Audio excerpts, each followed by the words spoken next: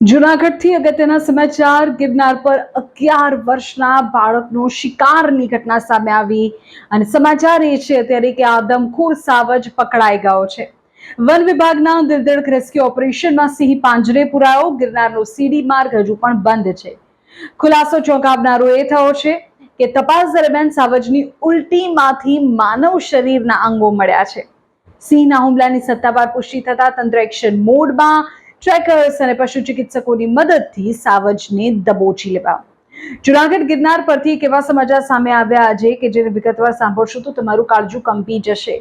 ગિરનાર પર્વત પર એક 11 વર્ષના માસૂમ બાળકનો શિકાર કરનાર આદમખોર સાવજને આખરે વન વિભાગે દબોચી લીધો છે. વન વિભાગ, વન્યજીવ ટ્રેકર્સ અને પશુ ચિકિત્સકોની ટીમે તાબડતોબ એક દિલદડ રેસ્ક્યુ ઓપરેશન હાથ ધર્યું. ભારે જહેમત બાદ આ હિંસક સાવજને પાંજરે પૂરવામાં આવ્યો.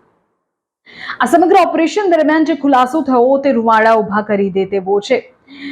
માહિતી એવી છે કે ગિરનાર પર બનેલી આ કાળજું કંપાવનારી ઘટના બાદ વન વિભાગ સંપૂર્ણ એક્શન મોડમાં આવ્યું હતું. વન વિભાગની ટીમે સિંહને પકડી તેની તપાસ શરૂ કરી ત્યારે સિંહની ઉલટીમાંથી માનવ શરીરના અંગો મળી આવ્યા. આ ચોંકાવનારા પુરાવા સાથે સિંહે જ બાળક પર ઘાતક હુમલો કરી તેને મોતને ઘાટ ઉતાર્યો હોવાની સત્તાવાર પુષ્ટિ થઈ ચૂકી છે. હાલની સ્થિતિએ વન વિભાગ દ્વારા લેવાયેલા કડક પગલાઓ પર જો નજર કરીએ તો ગિરનાર પર મુસાફરો અને યાત્રિકોની સુરક્ષાને ધ્યાનમાં રાખીને સીડી માર્ગ હાલ પૂરતો બંધ છે. પાંજરે પુરાયેલા આદમખોર સિંહને એનિમલ કેર સેન્ટર ખસેડવાની તજવીજ શરૂ થઈ ગઈ છે. ત્યાં વધુ તપાસ થશે. વન વિભાગની ટીમ હજુ પણ જંગલ વિસ્તારમાં સઘન પેટ્રોલિંગ કરી રહી છે કે જેથી અન્ય કોઈ પ્રવાસી પર આવું જોખમ ન સર્જાય.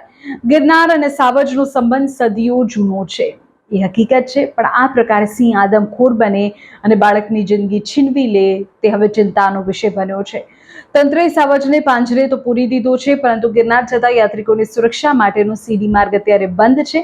જુઓ રહેશે ક્યારે ખુલે છે.